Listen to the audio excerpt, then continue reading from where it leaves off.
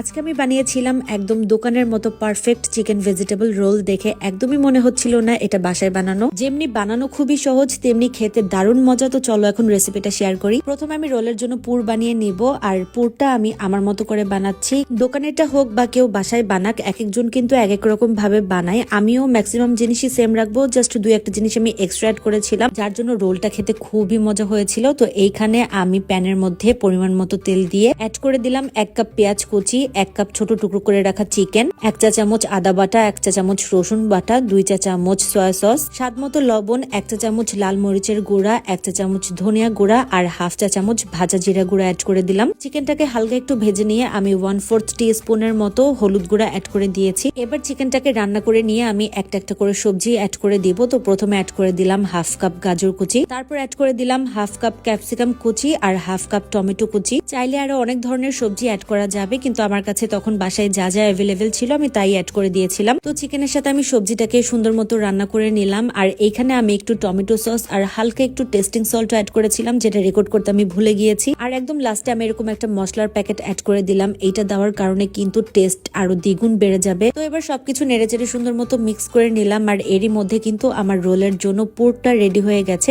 এবার আমি রোলের যে শীটটা আছে সেটা মেক করব। তো সের জন্য একটা মিক্সিং বলে আমি 1.5 কাপ ময়দা নিয়ে নিয়েছি। এর সাথে স্বাদ মতো লবণ আর একটা ডিম অ্যাড করে দিলাম, আর 1 কাপ পানি অ্যাড করে দিলাম। আমাকে একটা পাতলা ব্যাটার তৈরি করে নিতে হবে। এর জন্য আমি প্রথমে 1 কাপ পরিমাণে পানি অ্যাড করলাম, তারপর অল্প অল্প করে যতটুকু পানি লাগবে আমি সেটা মিক্স করতে থাকবো। তো ওই মিক্সিং বোলটা নাড়াচাড়ার জন্য ছোট হয়ে গিয়েছিল, তাই আমি আরেকটু বড় সাইজের একটা বোলে ট্রান্সফার করে নিলাম। খুব ভালো মতো ফেটে আমাকে এরকম একটা পাতলা মসৃণ ব্যাটার তৈরি করে নিতে হবে। আর পুরো ব্যাটারটা রেডি করতে আমার প্রায় 2.5 কাপের মতো পানি লেগেছিল। কারো এর থেকে কম বা বেশিও লাগতে পারে, তাই প্রথম থেকে অল্প অল্প করে পানি অ্যাড করাই ভালো। তারপর আমি একটা ননস্টিক ফ্রাই প্যানে হালকা একটু তেল ব্রাশ করে নিয়ে অল্প অল্প করে ব্যাটার দিচ্ছিলাম, আর গোল গোল এরকম একটু রুটির শেপ করে দিচ্ছিলাম। রুটিগুলো আমি বেশি পাতলাও করব না, আবার বেশি মোটাও করব না। যদি বেশি মোটা করে ফেলি তাহলে রোলগুলো ফোল্ড করার সময় ভেঙে যাবে। চুলার জালটা আমি মিডিয়াম লোতে রেখেছি, আর রুটিটা যখন উপর থেকে এরকম ট্রান্সপারেন্ট হয়ে আসবে তখন চারপাশ থেকে হালকা একটু ছুটিয়ে দিলে কিন্তু রুটিটা নিজে থেকেই উঠে আসে। তো এইভাবে আমি অফ ক্যামেরাতে সবগুলো রুটি বানিয়ে নিলাম। 1.5 কাপ ময়দা দিয়ে আমার 14টা রুটি হয়েছিল। তো রুটিগুলো আমি একটু ক্লোজলি তোমাদেরকে দেখিয়ে দিলাম, যেন তোমরা দেখে বুঝতে পারো কিরকম করে বানাবে, না বেশি মোটা না বেশি পাতলা। এবার আমি একটা একটা করে রোলগুলো বানিয়ে নিব। তো একটা রুটির মধ্যে